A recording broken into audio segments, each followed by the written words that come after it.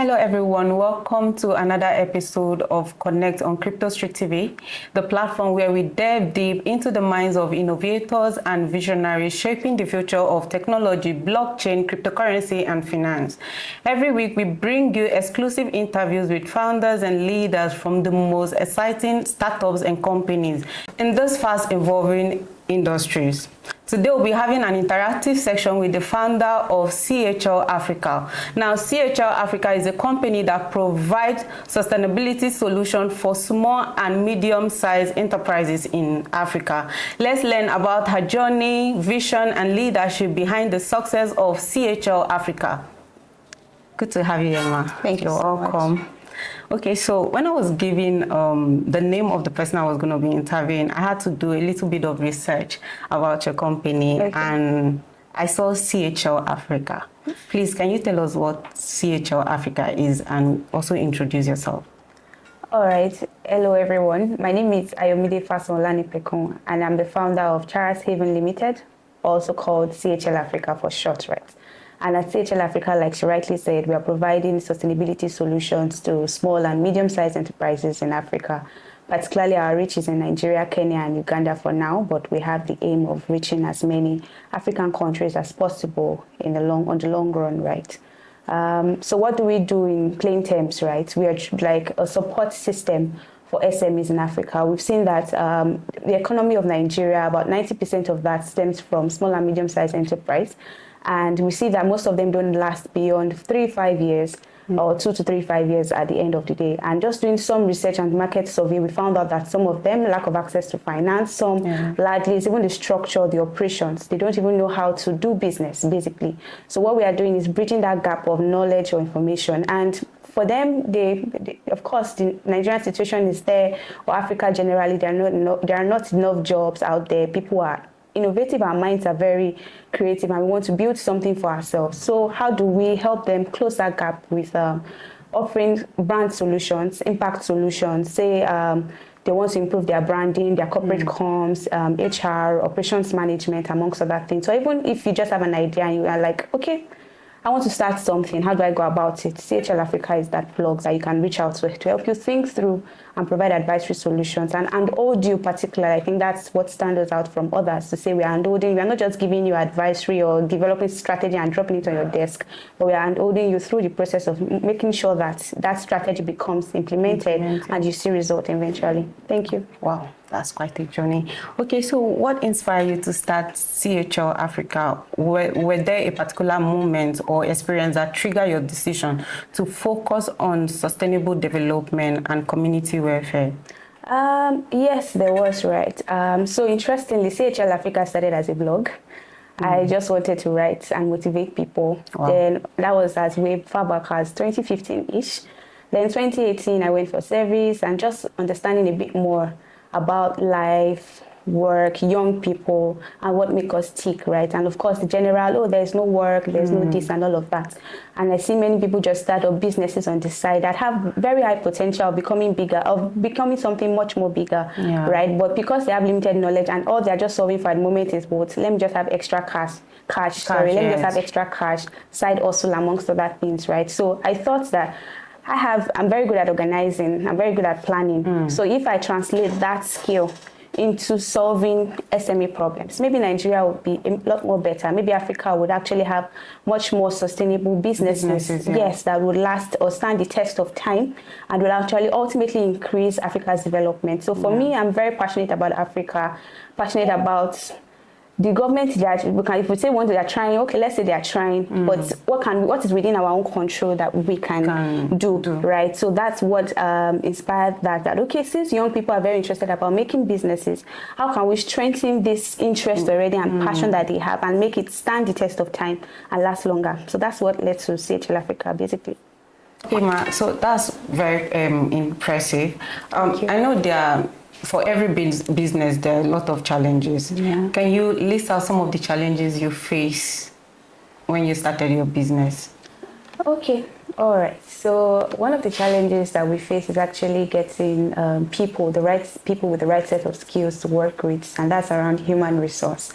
So particularly now we run a system of volunteering where we pay you certain stipends and then you get the work done. And of course, because I'm still very inclined towards youth empowerment, so I work with undergraduates, like final year students and NYC students for now. The organization is 2 years. We are still also young ourselves. So, and I think that that's just an opportunity for them to also build their own capacity before they enter the job market fully, amongst other things, right? So there's this challenge of, I'm having an exam, I'm doing this, and all of that just affects the flow of work system.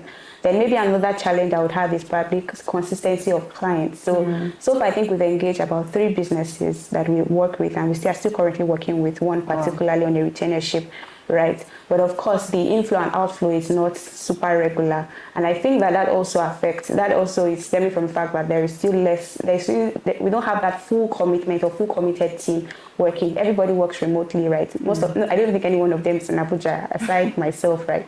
And for me, I still do a 9 to 5 and do that on the side. So there's still that gap. And because I need to fund that, we have to pay them their stipends. We have to also do some free services to attract the clients that we want. Exactly. So just that balancing of giving that your full attention, the human resource bit of things, and also actively sourcing for clients as well.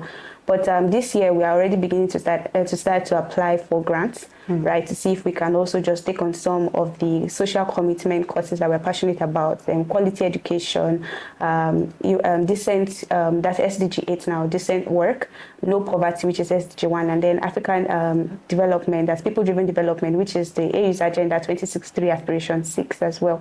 So with that, we're hoping that if we push for grants, we're able to even support and hold these small and medium-sized enterprises at the undergraduate or graduate level, and then help them to also, that would also increase our visibility and attract even sustainable clients as well. Thank you.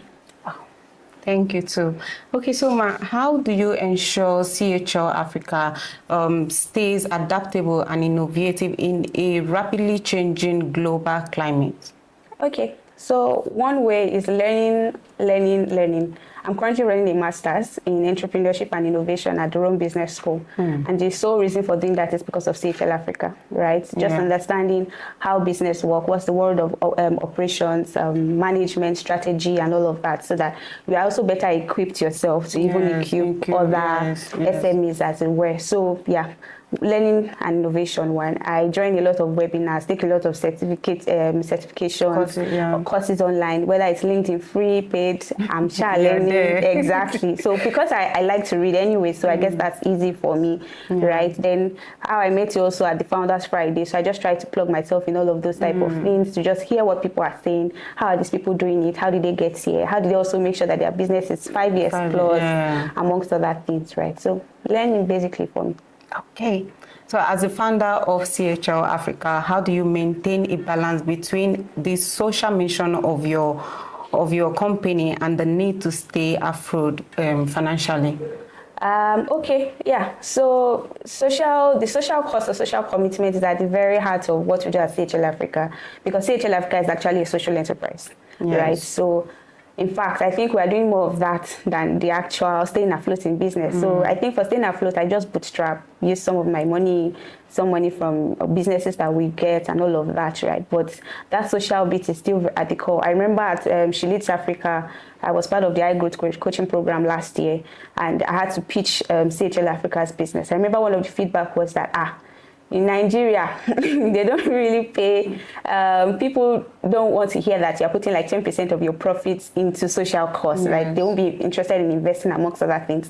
But then after that conversation, my mentor just said, well, she'll give them the feedback that probably those who were on the panel were not social entrepreneurs. That's not a good mindset, because if we're trying to still sell Afro-capitalism, that's by Tony Edimelu, which is you can make profits and you can also give back to the society, right? Yes. So if you can do both, then nobody should condemn you when you say, oh, I'm putting 10% of my profits into social causes, right? So for us, it's really at the heart of what we do. And we're even trying to sell that to SMEs, because that's also one way to be sustainable. When you give back to the society that you're tapping from, they want to come back to you because they know that, oh, wow, you're adding value to us. You're not just here to say, we're selling this, we're selling that, or we're offering this service, and whatever rocks you people's boat. Even if there's a gutter that needs to be filled, we can't take care of it, we can't do that, So, but people are more, it's just human. able to relate to their human feelings. Yes, that, oh, these people came out to do this, so they gave this to the orphanage. Which business is that? I would like to support them, because I know that my money, if I put my money there, if I use their service or their product, they're going to give back. Exactly, you're taking some back to the society. So that's it for us, basically, and that's what we're also selling to every client that we work with. Hopefully that they accept or adopt it.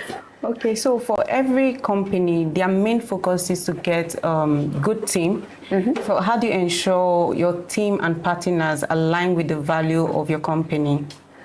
Well, I would say that it's by reiterating, saying it over and over again. For the team, we have monthly meetings.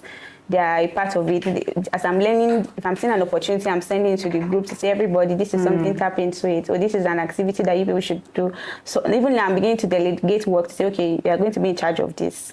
If you don't do it well, you come back, you will learn from it. All of us will learn from it, and you do it better, right? So that's also a way of distributing work and not micromanaging them, so that they can own their role and also excel in it. Then for partners, well, for the smaller, like the really small businesses, it's easy for you to still sell your ideas. But for some of them that are in the chase of, I want to maximize profits, it's very hard for them to hear you when you're saying, "Oh, give back to society," and they're like, "Oh, I'm not even eating finish." Like when I'm belly full in quotes, I think about the society, right? But you don't know that you are still reaching out to the society to give you out of the money that they have for your product. Then for the bigger ones, for some, we're trying to still sell CSR to them, right? That okay, if you don't want to, don't do it. Don't just do social work because it's social work, right? Rather, make it strategic. You are in the health space. If you want to do a CSR, let it be focused towards that, right? Maybe you are giving PPE materials to hospitals or primary health care. Let it match what you are doing. Let it be strategic. So you're not in the health space and now you're saying you're sweeping or planting trees. It doesn't add up exactly. So that way they're able to now think and also adopt the propositions that we offer them. All right, thank you. So how does CHL take the communities you serve? How do they participate in projects and solutions that have been implemented? So for SMEs, particularly undergraduates, has been our focus, especially this year. So one thing we do is we call it Raw with Afro Champs, right? And what that means really is just an avenue for you for other young people to meet people that are thriving. For instance, we invited Tife Hub. I don't know if you know her. She sells perfume in Abuja, and she started that business as an undergraduate in OAU. And now she has a store in Abuja, she has a store in Ife, and it's not a small store, it's a pretty big store, right? So we had her come in to just discuss with other undergraduates in schools, OAU, BSU, and I think now university as well, and just sharing our own story or our journey. And they had an opportunity to also ask her questions. And we've also done that. Invited a couple of people in the past year as well to say, please come and tell us your story. There's one happening again on Saturday where we'll be speaking with someone who owns a virtual assistant company, right? So she's also going to be speaking to getting remote jobs, virtual assistants, how you can also use that as a means to fund your passion, which is that business that you have in mind, amongst other things. So that's how we bring them involved in projects, right? And for some project that we've done, like CSR or social commitment that we've done, like giving to the orphanage home. Earlier this year, we printed books in partnership with, of course, another foundation, right, and distributed them across 30 locations in Nigeria and Ghana, right? So for that, we also had people, please, even if a book is 2,000, you can buy that 2,000 and also share it. So that way, we are just bringing everybody involved and also celebrating them on social media to say thank you for supporting, especially those that wouldn't mind. And for those that want to be anonymous, of course, we keep it private. Okay, so staying ahead of the curve in adopting innovative technologies, what approaches do you take? I think staying ahead of innovative approaches, like I said, is still learning for me, right? Putting my ears on the ground to see what's the new trend, what's happening here, what's happening there, how can I learn, how can we adopt? Like I said, the master's class has been very useful for me, just reworking our work and also joining some of these organizations that probably organize boot camps for people. I was at Leap Africa in July into August in Lagos for a boot camp. There's this one with Powen as well. They bring in board members for a period of 6 months. So we currently have 2 board members, someone in Kenya, somebody in Uganda on the board member, just also looking at, bring your business strategy, let's help you review it, bring your business model, let's review it for you. And you're just giving that reporting line of system. So all those type of activities, I just try to plug in once in a while, and then also do that so that way I'm enriching my knowledge, translating that to the team, and also just improving the overall business scope and staying ahead of the curve. Yes. All right, so thank you so much, Ma. But before you go, where do you see the greatest opportunities for CHL Africa? I think for me, I see the greatest opportunity for CHL Africa. Let's say, I think if we're able to probably secure grants or sponsorship, right, that especially span across Africa. For one, I'm currently on the board of African Young Leaders Nigeria, right? African Young Leaders Foundation, AYLF, that's what it's called, right? And we are currently working on a project on teenage pregnancy XYZ and want to empower them.